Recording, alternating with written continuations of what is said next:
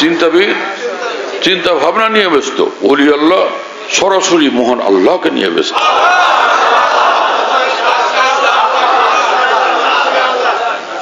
কথা বুঝতেছো প্রিয় বন্ধুরা?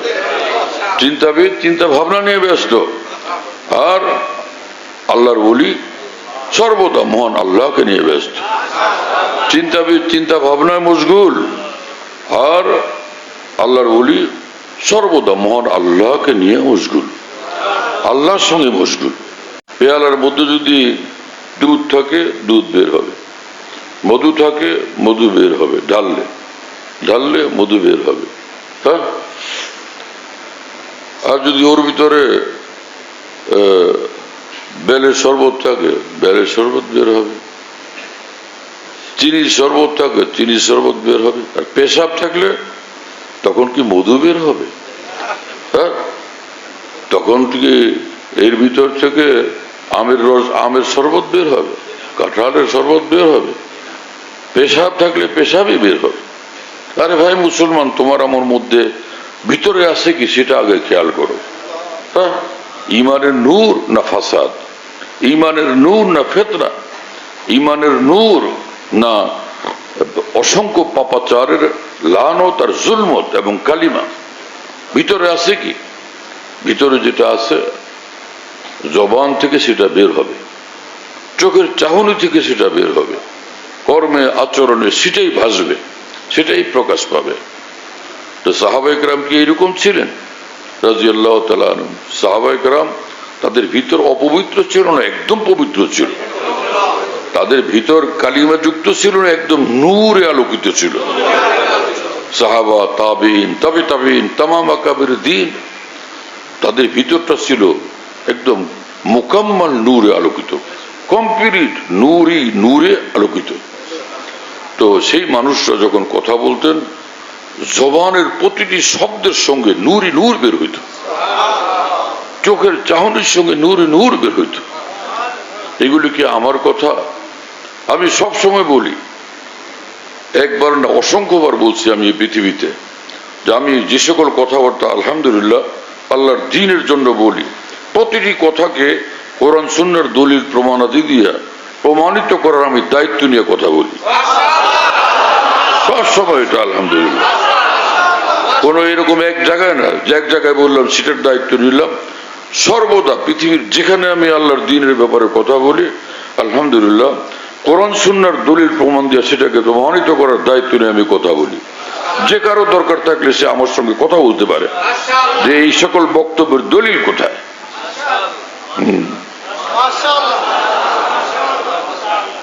যে রাসূল আকরাম সাল্লাল্লাহু আলাইহি ওয়াসাল্লাম বলেন, আল্লাহ পাক হাদিসে কুদসিতে বলছেন,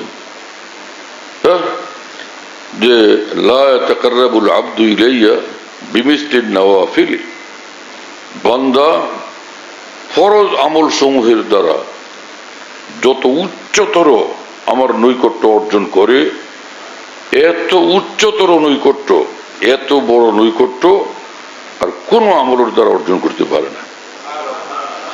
হ্যাঁ, ফজরের 2 রাকাত ফরজ নামাজ দ্বারা বান্দা মহান আল্লাহর যে উচ্চতর নৈকট্য অর্জন করে, হ্যাঁ, কয়েক হাজার কয়েক লাখ তাহাজ্জুদের দ্বারাও সে নৈকট্য অর্জন হবে না। হ্যাঁ, যে কয়েক কোটি তারকা একত্রিত করলে এক সূর্যের আলোর সমান হবে না। ফরজের আলো সূর্যের আলো, নফলের আলো সেটা তারকার আলো। শুনতেছেন ভাইরা?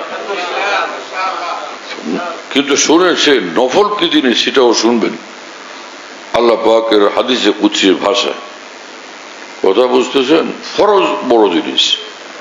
এজন্য হাকিমুল ইসলাম কারি তৈয়ব সাহেব রহমতুল্লাহ আলাইহি বলছিলেন, শের জমানার মুসলমান ভাইরা, আমি আপনাদেরকে একটা কথা বলি, আপনারা যদি ফরজ ওয়াজিবগুলো আদায় করেন আর এক একটা গুনাহ থেকে বিরত থাকেন, এক একজন আপনারা এই জমানার জুনায়েদ বাগদাদি, এক একজন আপনারা এই জমানার বাজিদ বুস্তামি, তার মানে এক একজন আপনারা বড় মাপের ওলি আল্লাহ, এক একজন আপনারা বড় মাপের ওলি আল্লাহ। জুনায়েদ বাগদাদি ছোট মাপের ওলি আল্লাহ ছিলেন না বড় মাপের ওলি আল্লাহ? তার মানে ফরজ ওয়াজিব যারা আদায় করে আর গুনাহ থেকে মুক্ত থাকে এক একজন নিঃসন্দেহে বড় মাপের ওলি আল্লাহ হয়ে যায়। এই জন্য হাকিমুল উম্মত মাওলানা আশরাফ আলী থানভী রাহিমাহুল্লাহ বলছেন যে তোমার যে ইবাদতগুলো করতেই হবে, মন না চাইলেও সেগুলো যদি তুমি করো, আর গুনার প্রতি যতই মন ধাবিত হোক, কষ্ট স্বীকার করো, যদি তুমি এক এক গুনাহ থেকে বিরত থাকো, এইটুকু করলেই তুমি ওলি আল্লাহ হয়ে যাবে। আর এইটুকু আমল ধরে রাখলেই তুমি যে আল্লাহর ওলি এটা অক্ষত থাকবে, এবং এইটুকু আমল জারি থাকলে তুমি উচ্চ থেকে উচ্চ স্তরের ওলি আল্লাহ হয়েই যাবে। যেটা হাকিমুল উম্মত থানভী বলছেন সেটাকে আরেক ভাষায় আরেকটু বেশ কম শব্দে হুবহু একই কথা হাকিমুল ইসলাম কারি তৈয়ব সাহেব রাহিমাহুল্লাহ বলছেন। এটা মহান আল্লাহর শান, মহান আল্লাহর দ্বীনের শান, যে কোরআন সুন্নাহর কথাগুলোই কিয়ামত পর্যন্ত চলতে থাকবে, কিন্তু মহান আল্লাহ আল্লাহর দ্বীনকে পেশ করার জন্য এক এক ওলিকে এক এক শান দেন, এক এক ভাষা দেন, এক এক ভাবে সেটাকে বিবৃত করার তৌফিক আল্লাহ দান করেন। আল্লাহ পাকের শান, এক এক ওলির এক এক শান, একই কথা দুজনের জবান থেকে বের হয় ভিন্ন ভিন্ন রঙে, ভিন্ন ভিন্ন রকমে। সাধারণ মুসলমান কথা বলে সাধারণ ভাবে, আর আউলিয়া কেরাম যারা অসাধারণ তাদের কথা অসাধারণ, তাদের ভাষা অসাধারণ, তাদের অভিব্যক্তি অসাধারণ। বরফের জিলানি যে কথা বলতেন, যে ভাষায় কথা বলতেন, হ্যাঁ, সেটা আমরা সাধারণ মুসলমানের আমরা বলতে পারবো না। তার জবান থেকে যে ভাষা বের হইতো সেটা তার জবান থেকে বের হইতো। মুজাদ্দিদ আলফেজ হানি যে কথা বলতেন সেই ভাষা কোন চিন্তাবিদের মুখ থেকে কখনো বের হয় নাই, কিয়ামত পর্যন্ত কখনো বের হবে না। চিন্তাবিদ চিন্তাবিদ, আর ওলি আল্লাহ ওলি আল্লাহ। চিন্তাবিদ চিন্তা ভাবনা নিয়ে ব্যস্ত, ওলি আল্লাহ সরাসরি মহান আল্লাহকে নিয়ে ব্যস্ত।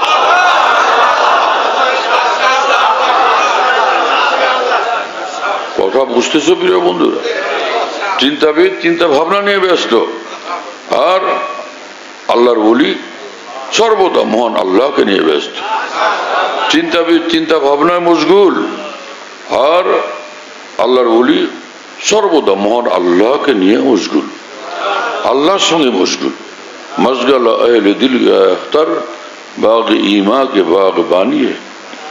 আমার শেখ আরিফ বিল্লাহ মৌলানা শাহ হাকিম মোহাম্মদ আখতার সাহেব রহমতুল্লাহ আলাইহি বলেন, একজন আল্লাহওয়ালার দিন রাত্রের সার্বক্ষণিক ব্যস্ততা হলো মহান আল্লাহর সঙ্গে ব্যস্ততা, ঈমান নিয়ে ব্যস্ততা, আল্লাহর ভালোবাসার ব্যস্ততা, আল্লাহকে নিয়ে ব্যস্ততা, আল্লাহ কেন্দ্রিক তার ব্যস্ততা, আল্লাহ কেন্দ্রিক তার তৎপরতা।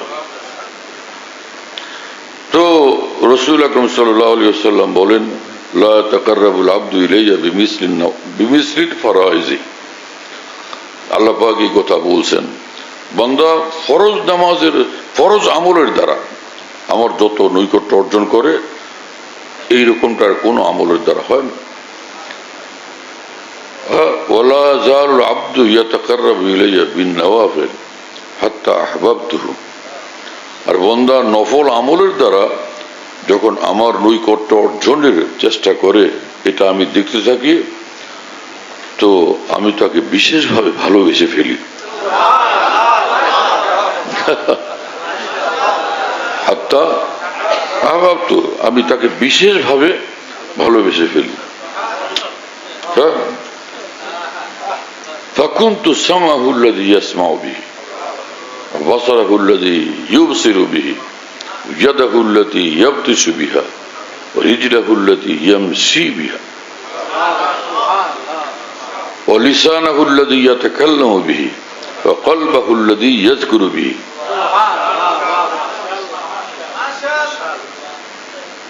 এই হাদিসে কুদসির বিভিন্ন তরিকে বিভিন্ন আলফাজ, এক তরিকের আলফাজ এই, হ্যাঁ, আল্লাহ পাক বলেন যে যখন আমি তাকে একদম বিশেষভাবে ভালোবেসে ফেলি তখন তার অবস্থা হয় এই যে সে শুনে আমার দ্বারা, দেখে আমার দ্বারা, ধরে আমার দ্বারা, এবং চলে আমাকে সাথে নিয়ে,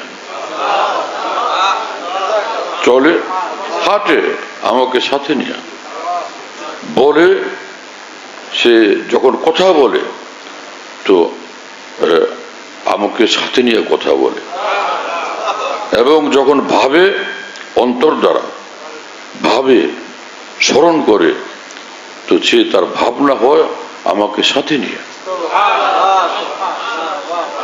শুনতেছেন প্রিয় বন্ধুরা? হ্যাঁ, সে যখন দেখে তো সে দেখে আমাকে সাথে নিয়ে দেখে, একলা দেখে না, এবং সে যখন শুনে আমাকে সাথে নিয়ে শুনে।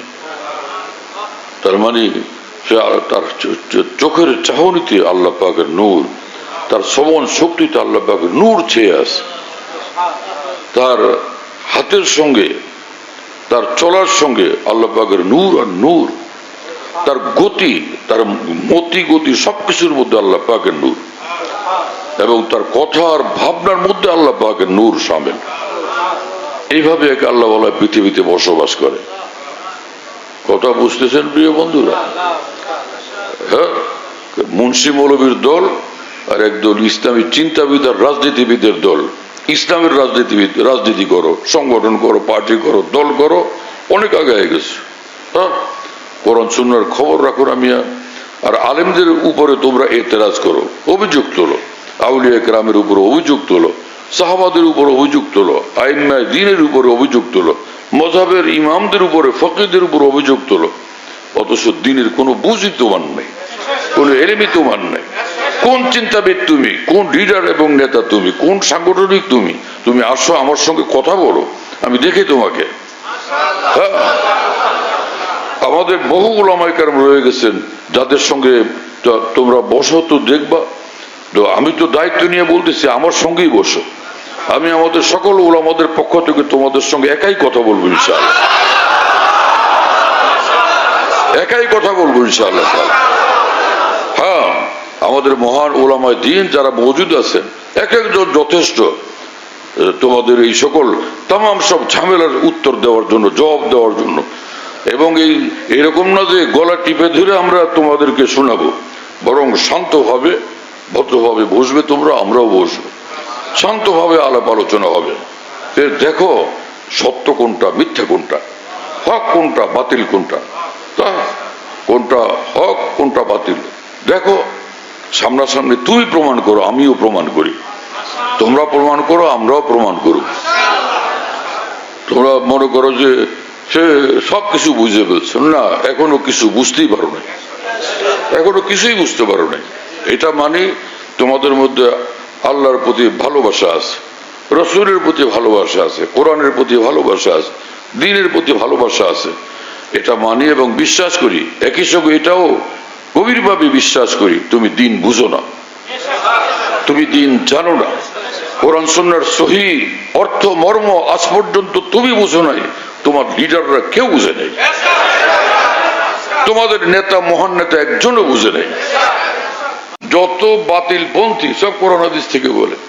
ও বলে যে একদল লোক আছে কোরআন মানি হাদিস মানি না, এরাও কিন্তু ওই কোরআন থেকেই তো বলে। সবাই কোরআন হাদিসের আশ্রয় গ্রহণ করতে থাকে।